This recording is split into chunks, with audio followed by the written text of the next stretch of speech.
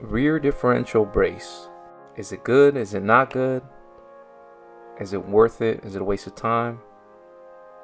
I guess we're going to find out today.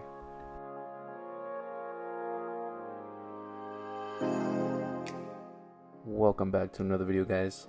Right here we have the rear diff brace from Bellworks Racing.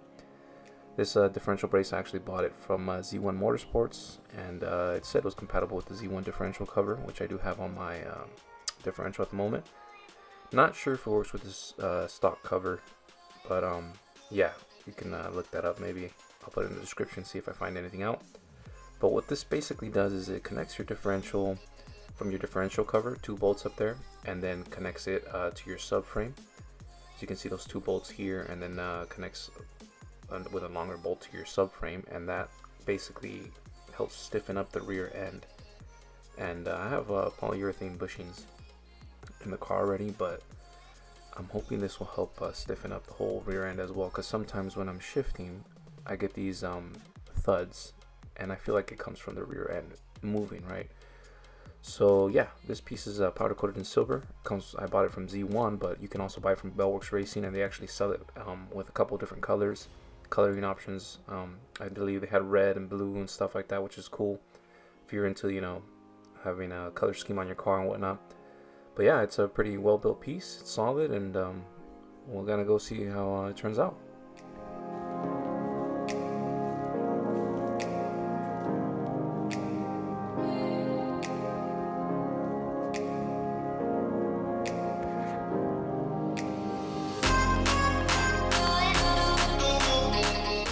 Alright, so here we have my dirty rear end. It's pretty dusty back here, and there's some unknown sauces sprayed around everywhere, and that's due to the fact that I recently ran over some dead roadkill. It was already dead, but I couldn't avoid it, and now everything's dirty down here.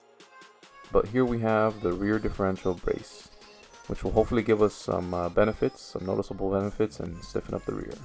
Here's a quick mock-up of how it's supposed to sit. And basically, like I said earlier, the 2 diff cover bolts go on the bottom that connects your differential to that single subframe bolt on top. But since you guys can see, everything is pretty dirty, so I'm gonna give it a little clean. There's some hair from whatever I ran over right here. Yeah, pretty gross. So I'm just gonna give this a little wash, and then I'll get back with you guys.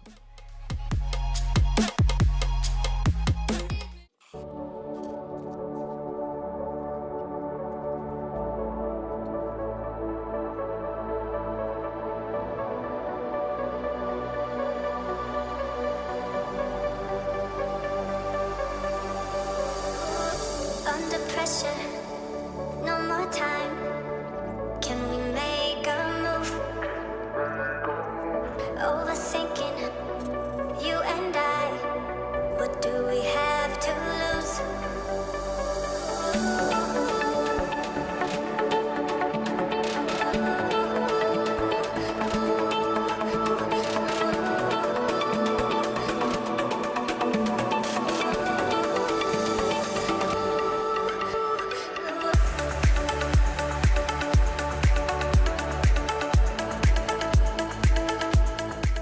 Alright, tools. So for tools, you're going to need a ratchet. Electric ratchet's fine, or an impact. You can also use a manual ratchet, because the most torque you'll find is 32 foot-pounds here, so you'll be fine.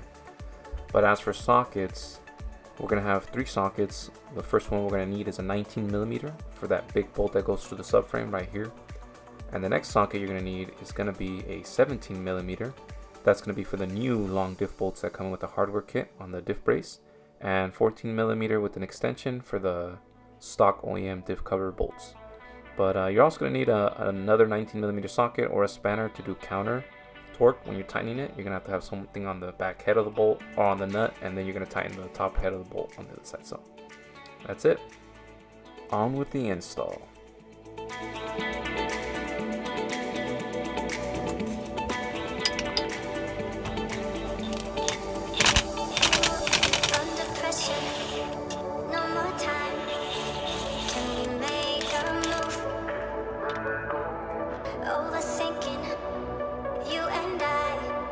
What do we have to lose?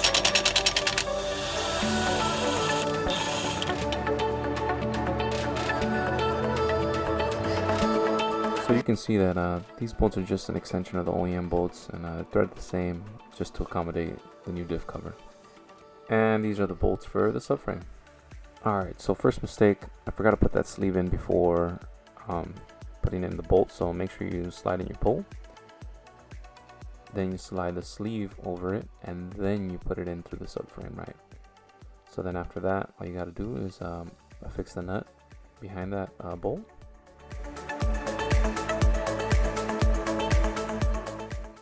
And that's it. You should tighten everything up.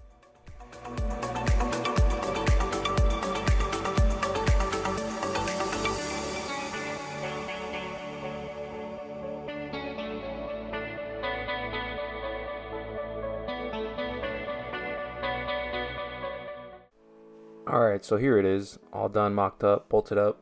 I haven't torqued anything down yet, but as you can see here, we have there's a shim in the middle of that bolt that goes in the middle of the subframe.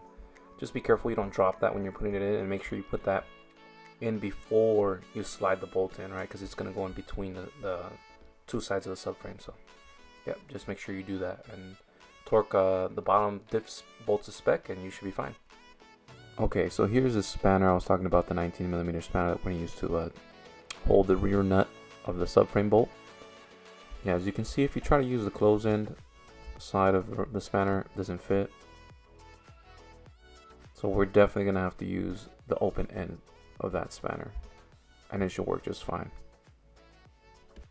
Alright, time to torque things down. I'm going to be using my trusty Harbor Freight torque wrench here, and we're going to set the torque settings to 32 foot-pounds for the bottom OEM bolts.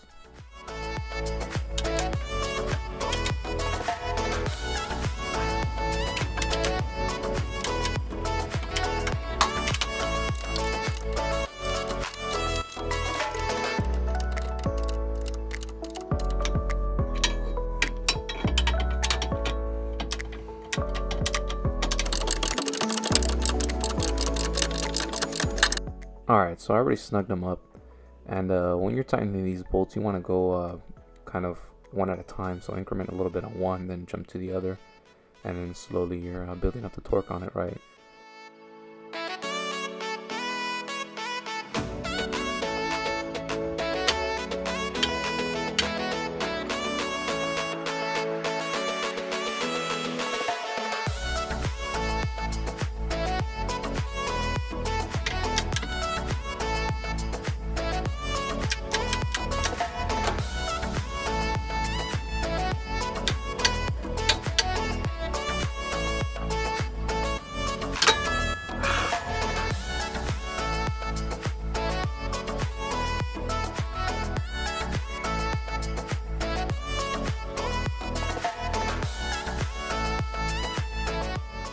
Now what we have left is we have to torque off that top subframe bolt.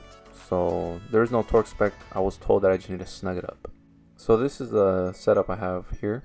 I got a ratchet, or actually a spanner with open end, like I said, on the nut back here. It's holding up itself against my exhaust, and yeah, through the other side I'll just torque it with a 19mm socket, and then the spanner will hold itself there, and I'll be able to tighten it up. This is how it should look after it's torqued up and tightened. There is no torque spec, like I said, but make sure the bolt's coming out like this. At least I kind of snugged it up pretty good, gave it a couple turns and stuff, so we are finished. Alright, that's the install on the differential brace cover from Bellworks Racing. So all that's left to do really is to go try it out and see if there's any major changes, and see how I like it.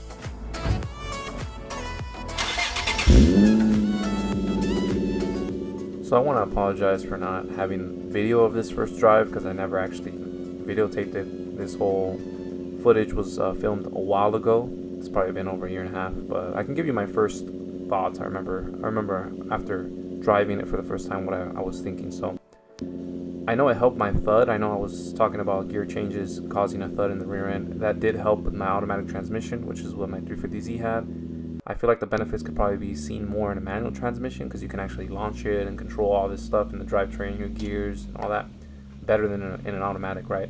But would I recommend this mod? Honestly, I would. I think it looks great, especially if you have a bumper tuck like that. You can see you got your exhaust, a nice diff cover, and the brace. I think it looks great. So I recommend it if you got the coin. But yeah, that's it. Thanks for watching, guys, and I hope you guys have a good one.